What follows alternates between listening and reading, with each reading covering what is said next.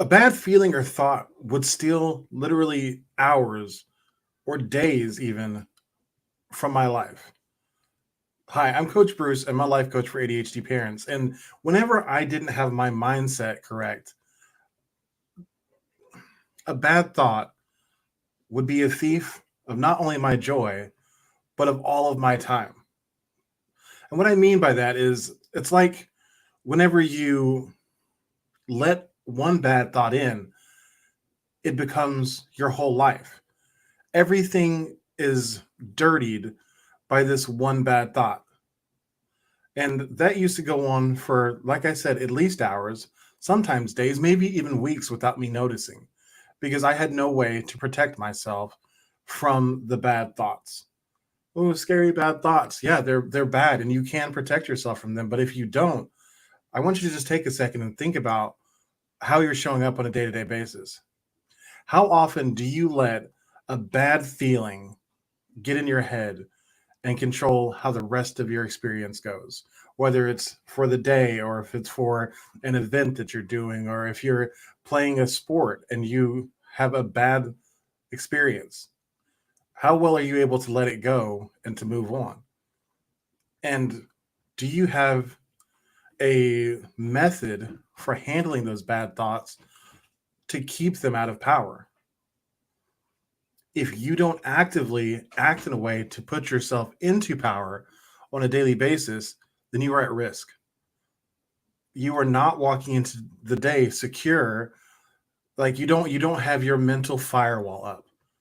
How do you put up your mental firewall?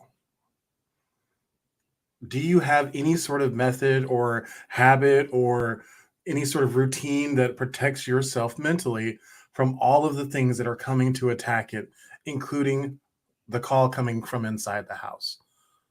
That is the biggest struggle for me. Like, I've always been pretty good at shirking off the comments from other people.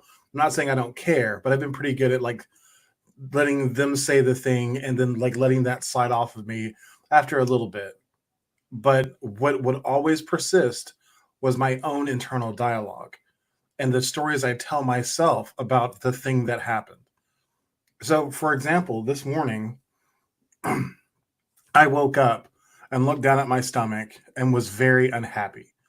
It's been 2 months since I've been actively moving every single day, and I'm not happy with my progress. It's going too fucking slow.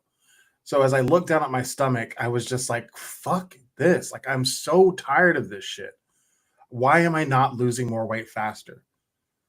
And that thought turned into sadness. It's like I want to be out of this body. I want to be in a body that feels like me. I feel like I'm in a prison. That was the feeling I had this morning. And instead of facing the whole day that way, instead of facing my daughter's 10th birthday from this weak state of mind that was probably going to leave me not only exposed, but probably being an asshole because I felt like a less than version of myself, I went into my morning routine. I meditated. I did a quick workout. I went to the computer and I stacked. I did my, like, that is my daily writing in which I'm able to work through the issues, and I stacked my slow progress. And then in the stack, I talked about how sad I was at how slow I was coming along. But after working through it, I realized that I've never been able to accurately see how far along I am in the process during the process. I'm terrible at judging where I was when I started to where I am now. I even physically had taken a picture of where I was when I started, and I looked at it from now, and to me, they looked exactly the same. And I knew that couldn't be possible because I'd lost at least a couple of pounds. I'm more flexible. My back is it feels better. It's not good, but it feels better. So I know things have improved, but I could not see any of these things being represented in anything I was looking at because I know that I have a tendency to get blind to these things. And so as I'm working through this in my stack, I had to let go of that feeling that I had right now of the progress being too slow. And I had to accept the facts. The facts are, even if I'm not seeing the progress right now that are what I want, is if I quit, I'll never see them. If I quit, I will never see those results that I want. But if I keep showing up until I get what I want, I'll have what I want. If I never quit, I will never fail. But if I quit now, I'll never see the results that I want. So even in looking at how I look and feel today, which was very hard that morning, I was able to say, I understand that I'm laying the foundation for my breakthrough. I don't know when that breakthrough is going to happen, but if I keep showing up every day and putting one foot in front of the other, that breakthrough becomes more and more ready to happen for me. But as soon as I quit, that possibility of that breakthrough coming is gone. And that is why it's so important to get your mindset right for the day. Because I started out feeling really, really low, and I left my stack realizing today is a day just like any other day. You had a feeling, that feeling came and went. You show up, you do the work, you're present in you're present in what's happening. And today is not about you. It's about your daughter. And so I spent my day being engaged with and enjoying my daughter's birthday instead of being caught up in my own personal stories about how I'm not good enough.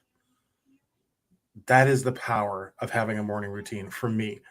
And it has made such a massive difference to not losing hours a day, not losing days a week, not losing weeks out of the year, because I took that thing I felt in one moment and I worked through it, and within the next 30 minutes I didn't feel the same way about it anymore. It still existed. I still understand that I don't feel comfortable in this body, but I have a compelling future that allows me to reset, restart, and get back into the journey that I know is one step at a time.